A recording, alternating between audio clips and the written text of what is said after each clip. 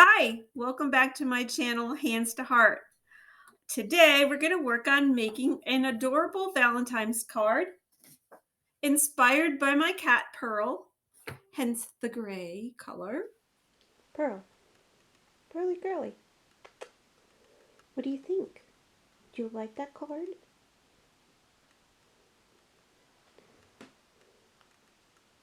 Yes? Is that a yes? Is that a yes? The gray color. But before we begin, I wanted to share one of my favorite pieces of equipment that I use to make cards. It's a paper cutter, and you could kind of tell by the color who makes this. But in the video, I'm going to talk about scoring the paper. And what that is it just makes an indent in the paper to make folding much cleaner and straighter and easier. And the scoring blade looks a little bit different than the cutting blade. Some of these paper cutters come with a scoring blade.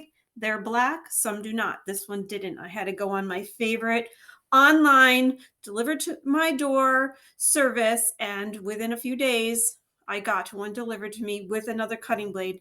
But this is a scoring blade and it's rounded on the edge. So it's a definite, you must have one of these, especially if you're going to get big into making cards. So paper cutter, very important. All right, let's begin. Hello everyone.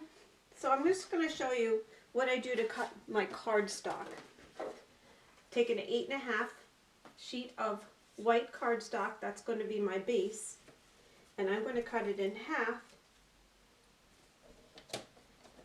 Hold your paper down good because sometimes this will cut it very uneven. And I'm just going to start cutting my base card. The base card is made out of 65-pound white cardstock.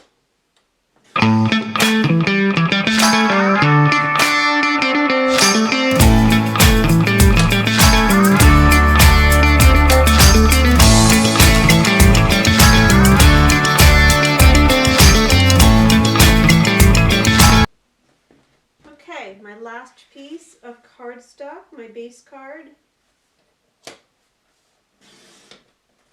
All right, so now I'm going to score it. When I score it, it helps to fold the card easier. You could do this with a paper cutter. You could do it with a scissor that's kind of on the dull, like the dull side of a scissor and a ruler, and measure it out. But this just makes it so much easier. So I'm going to cut this piece in half at 4 1/4. And all it does is it just leaves a little impression to make it much easier to fold your card. My favorite one. Oh, he's moving. He's so cute. Here he comes. Hello, little pig. Hi, Chunk. Look, he's posing for you. Come on, little piggy, piggy. Oh, squeak. Little pig, little pig.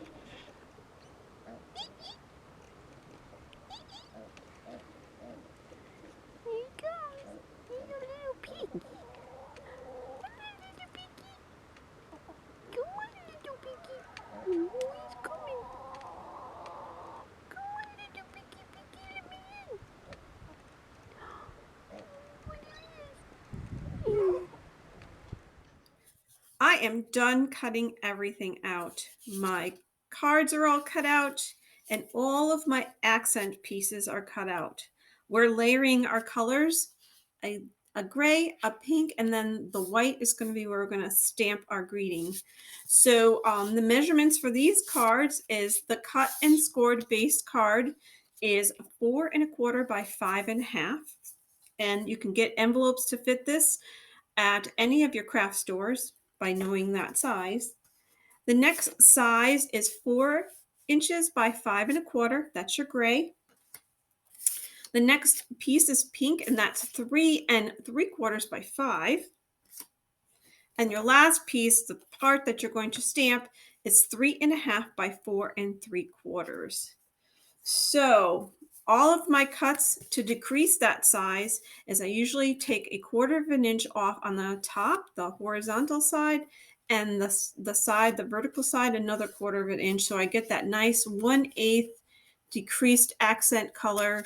Let me layer those a little bit nicer for you.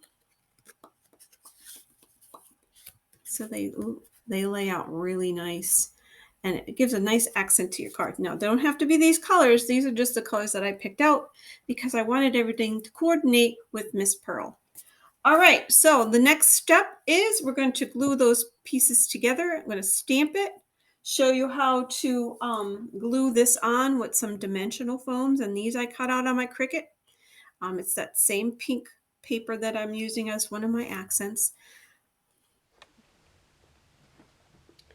We are going to layer our cards now. I've already done the first two. I'm going to show you how I glue them together. You can use a glue stick.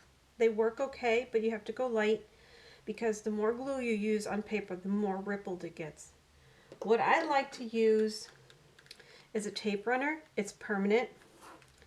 And I just put little, no more than an inch strips, and as I pull it off, I go to the side so that it keeps running. If you lift it up and pull it, it pulls some of the tape off, and then you can't do your next one. You've got to push it with your hands. It gets stuck everywhere. It makes a mess. So that's how I do these. And this with your eye, layer it on your card. There you go. So I usually stamp the paper before I glue it on. I just got a little ahead of myself. So right now I'm going to lightly get some of this medium smoky gray on my stamp. Make sure it looks wet. I'm going to do a test. I'm not going to wiggle it too much. Just press it nice and firm. That looks pretty good. So let's try putting it on the card. It looks good and wet. And I want to eyeball it on here. Hold it for a couple seconds. Try to lift straight up. And there we have it. It's Pearly Girly and a hair.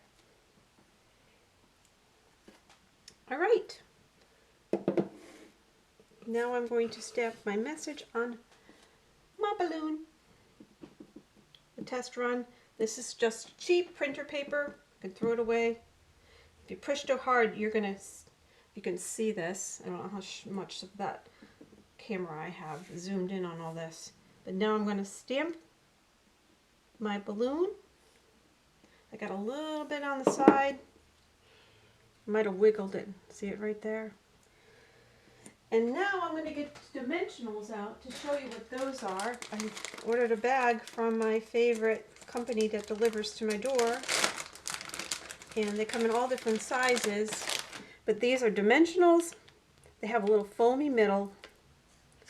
And you're just going to put 3 of them on the back of your balloon.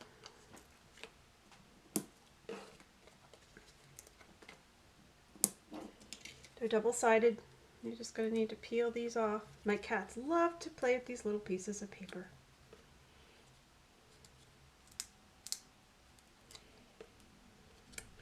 And just place it over Pearly Girly there. Gives it a nice dimension. And one more thing is I colored in that little heart with a marker. So we're going to do that quick before we're done. I didn't stamp on anything on the inside of this card. I'm going to handwrite some Valentine messages. We'll do a something on the inside of a card maybe on the next one. And I usually stamp my inside message on a liner, and I'll show you how to do that. But there she is. There's Pearl. And one last step. Every time you make something homemade,